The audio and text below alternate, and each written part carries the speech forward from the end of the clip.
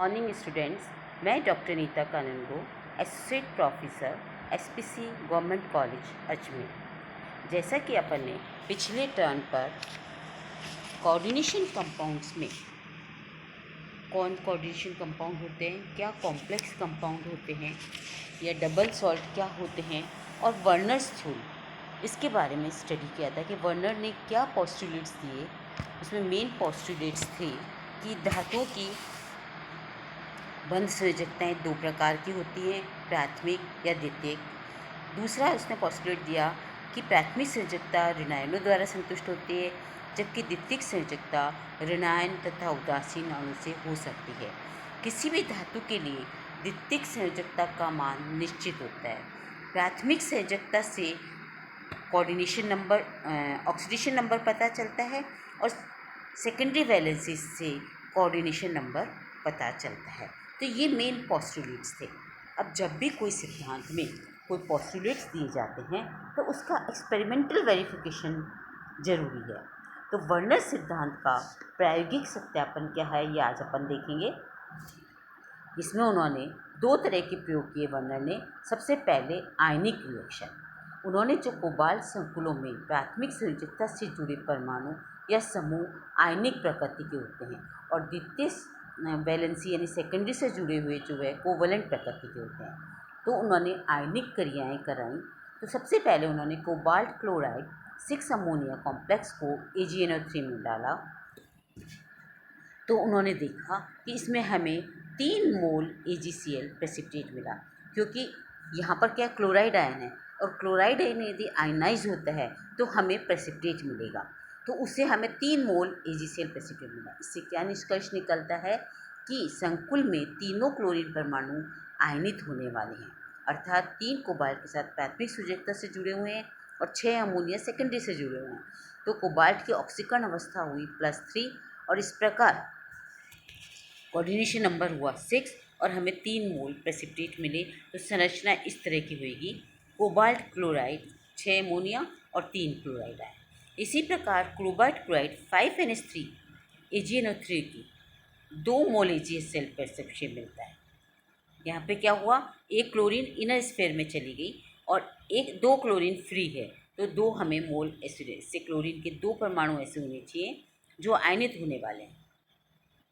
इस प्रकार इसका स्ट्रक्चर आप देखिए, अपन इस स्ट्रक्चर में देख रहे हैं कि एक क्लोरीन अंदर चली गई जो कोऑर्डिनेशन स्फीयर में हो गई और 2 क्लोराइड बाहर हो गई। तो ये जो 2 क्लोराइड है वो आयनाइज्ड हुई। तो इस प्रकार प्राथमिक संयोजकता ही आयनाइज होती है, सेकेंडरी संयोजकता आयनाइज नहीं होती, क्योंकि नहीं तो अंदर की क्लोरीन भी आयनाइज होनी चाहिए थी, वो नहीं होती। तो ये कहलाता है इसका जो इन्होंने दिया कंसेप्ट कि 2 क्लोरीन प्राथमिक और द्वितीयक संयोजकता में, फिर प्राथमिक संयोजकता आयनाइजेबल है और सेकेंडरी वैलेंसी जो है वो आयनाइजेबल नहीं होती।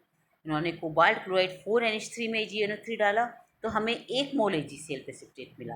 तो स्ट्रक्चर क्या हो गया, जैसे स्ट्रक्चर में दिख रहा है, COCl थे, 2 क्लोरीन इनर स्फीयर में चली गई और 1 क्लोरीन बाहर है। तो ये क्लोराइड जो है वो प्रेसिपिटेट हुई और हमें 1 मोल AgCl प्रेसिपिटेट मिला। इस संकुल में यदि थ्राइस NH3 है तो उस केस में क्या होगा, ये देखिए तीनों क्लोरीन अंदर चले गए, तो यहाँ पे हमें कोई प्रेसिपिटेट नहीं मिलेगा। तो इस प्रकार से इन्होंने इस AgNO3 वाले प्रेसिपिटेशन रिएक्शन मेथड से ये बता दिया कि प्राइमरी वैलेंसी आयनाइजेबल है और सेकेंडरी वैलेंसी आयनाइजेबल नहीं है। इसी चीज़ को और ज़्यादा सब प्रूफ करने के लिए इन्होंने हिमांक पे अवनुमन तथा चालकता प्रयोग का संयुक्त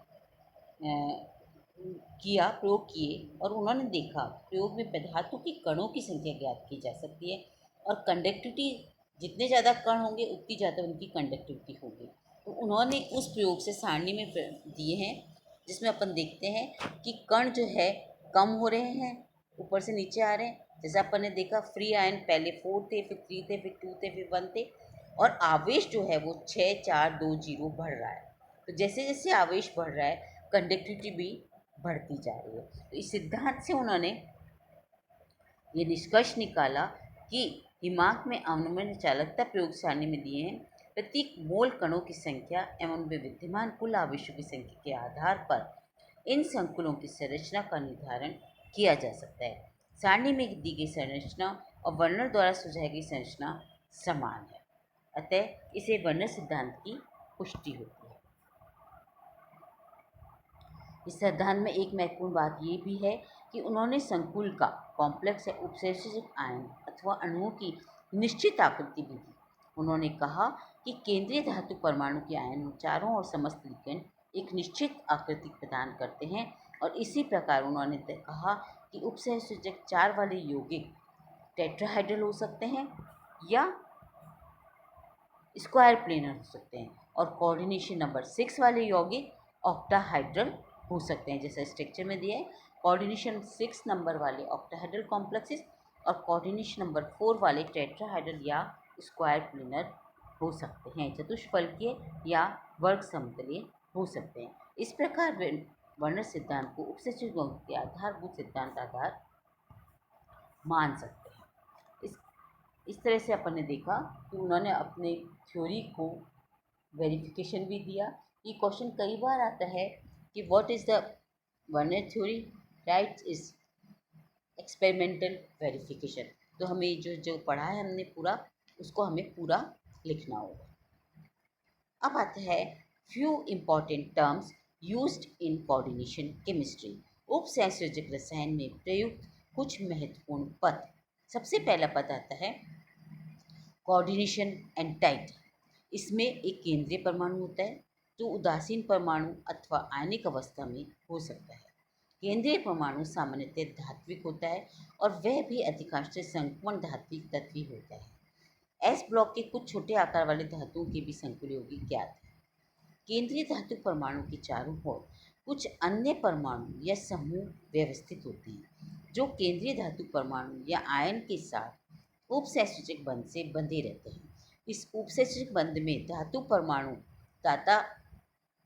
पाता की तरह व्यवहार करता है, एक्सेप्टर की तरह, जबकि ये परमाणु समूह जो दाता की भूमिका अदा करते हैं लिगेंड कहलाते हैं। जो लोन पेयर डोनेट करता है वो लिगेंड कहलाता है, और जो एक्सेप्ट कर रहा है वो मेटल आयन है।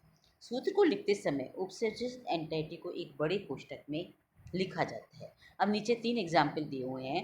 CONH3 6+3, ये कैटाइनिक है क्योंकि इस पर प्लस चार्ज 3 तरह की हो सकती है, कैटाइनिक, एनायनिक, उदासीन, धनायनिक, ऋणायनिक और उदासीन। CONH3 6+3 ये कैटाइनिक है।